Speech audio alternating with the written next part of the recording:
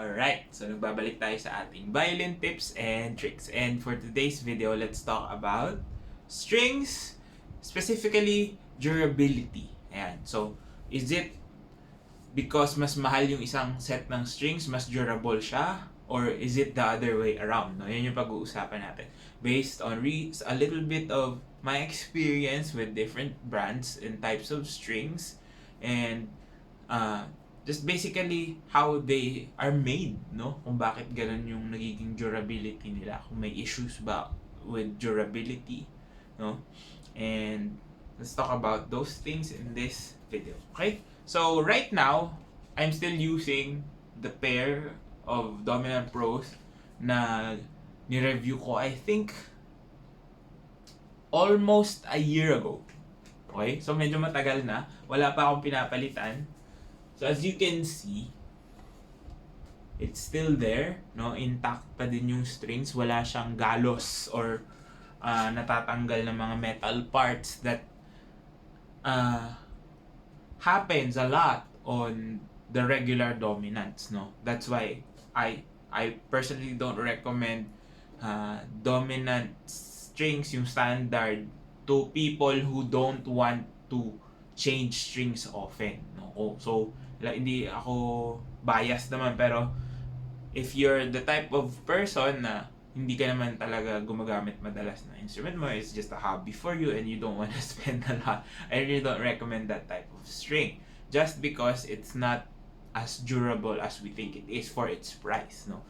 So again, price point does not dictate the durability of the strings, no?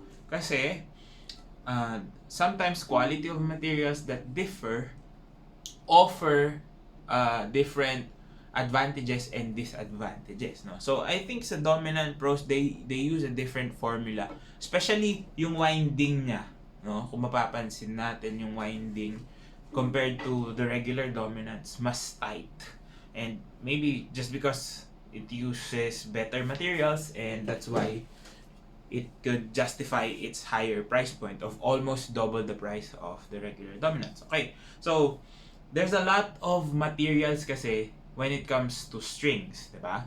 But the most common that we see on the lower end of the spectrum of strings is steel, no?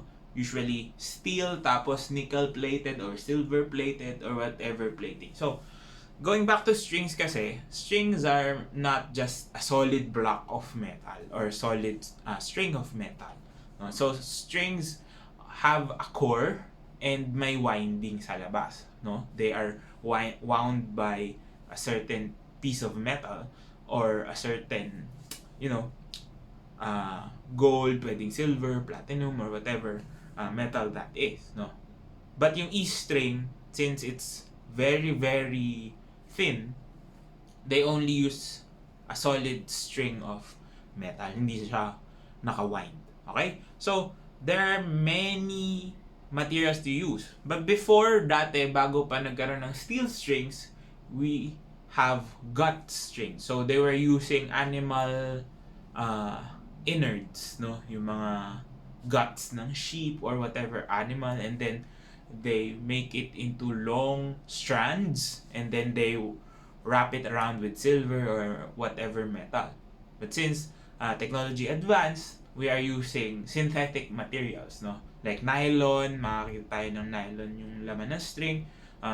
Some malleable metals, no? Mas malambot na mga metals used as a core, and then wrapped around with silver, nickel, gold, or whatever, no? So, yung materials kasi na ginagamit, of course, metals tend to be more rigid, no? So, yung durability when it comes to metal strings, mas mataas compared to synthetic materials such as nylon, such as perlon, aluminum, mga ganon.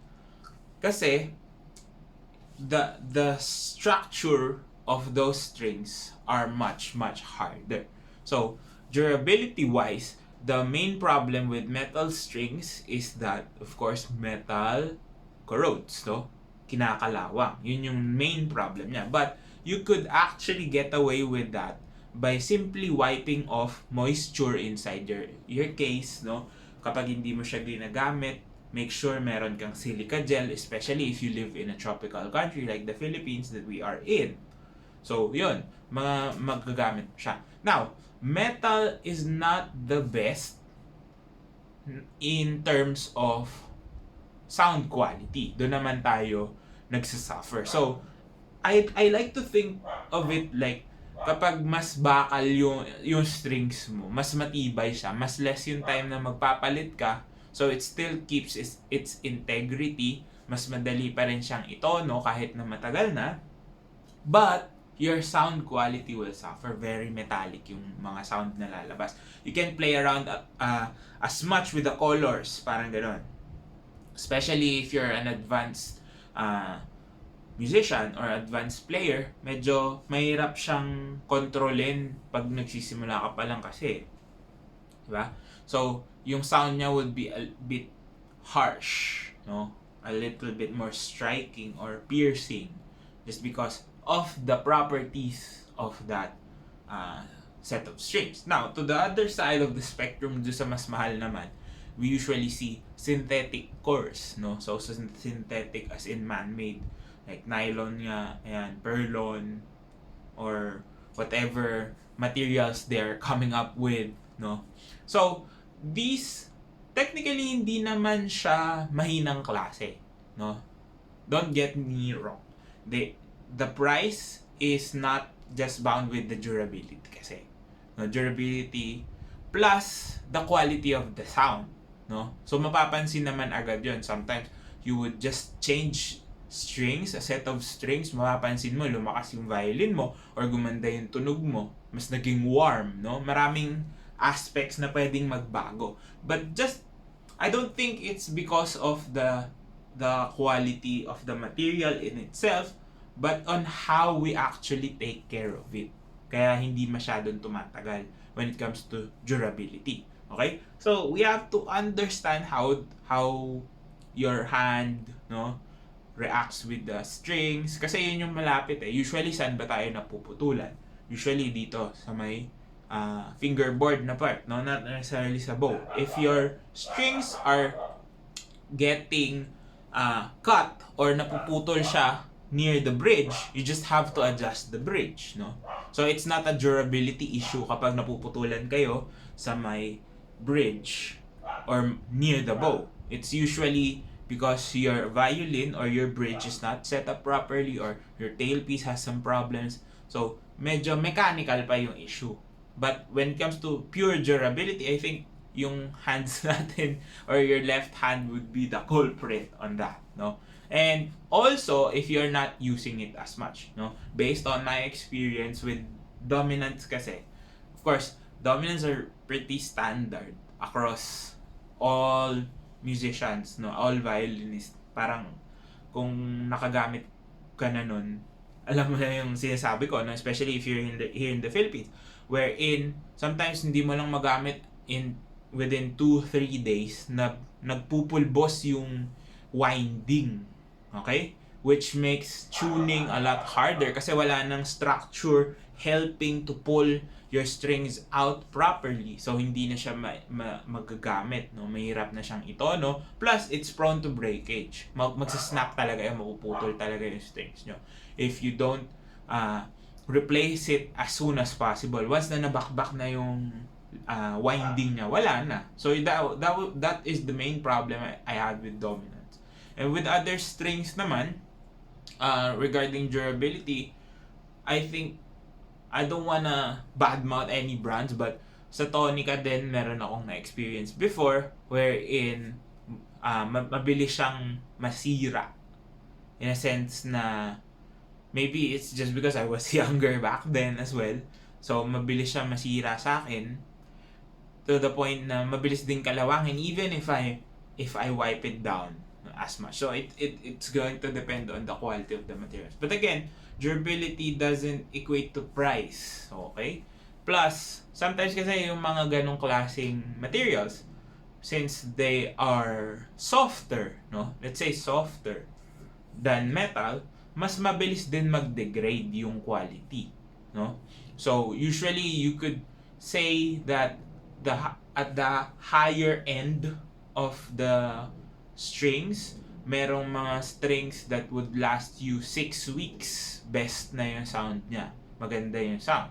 But after that, bumababa na yung quality ng sound, no? Hindi na ganun kalakas yung projection, hindi na ganun kalakas yung tone, hindi na ganun kaganda yung tone, hindi na ganun ka-warm, or hindi na ganun ka-bright, whatever you're trying to get from that string. Mas nagiging, na siya, nagde-degrade na yung quality when it comes to that, no? So, best way for it, personally, how I do it is, if you don't have any special performances, or if you're off from your performances, wala masyado, you could put a cheaper alternative string, and then if you're ready for concerts or performances, you could swap out those strings, no? So general rule of thumb is that you change strings every 3 to 6 months, no? But sometimes, especially if you're just playing the violin as a hobby, medyo mabigat kasi strings are extremely expensive, especially right now, no? We have a lot of other things to prioritize. But 3 to 6 months per change is a good rule of thumb. Now, if you feel that your strings can still be tuned properly, it still sounds good, maybe that could also be a parameter when you want to change your strings or not, no? But to be safe, yun, 3 to 6 months. But if you're using steel strings, I think they could last you almost a year. Ewan ko tong Dominant Pros, it's still lasting me quite good. I might do another video on this, no, with the Dominant Pros. Since I did a video of it, 1 month after, so maybe a year after, no. Yan, titignan natin kung ano yung mga qualities na meron siya, na wala yung ibang strings, no. So again, when you're choosing strings, don't expect, no, that the more expensive your strings are, the more long lasting sila. It's not always the case. You also have to account for the quality of sound that you will get. So the best string for you will depend on your budget and the number of times you're gonna change strings, and of course the quality of sound, no? Meron kasing mga strings na maganda talaga yung quality, but it degrades so early in its lifespan na parang hindi na siya sulit, no? May mga ganong klaseng strings. But meron din naman na matagal yung durability nila, but it could only elevate your tone or your sound to a certain level na hindi ganong kalakas or hindi ganong kaganda compared to the more expensive strings. So you have to find that middle ground that is suited for you, and if it works for you, stick with it, no? And if it doesn't, try out other strings that might fit your lifestyle, your playing, and your budget. Ayan. So sana nakatulong tong video na to. If it did, please do drop a like. Comment down below more content you'd like to see, and of course, subscribe to my YouTube channel. Follow me on all my socials, links down in the description box below. This has been Ryan Monakil for Violin Tips and Tricks, and I'll see you on the next video.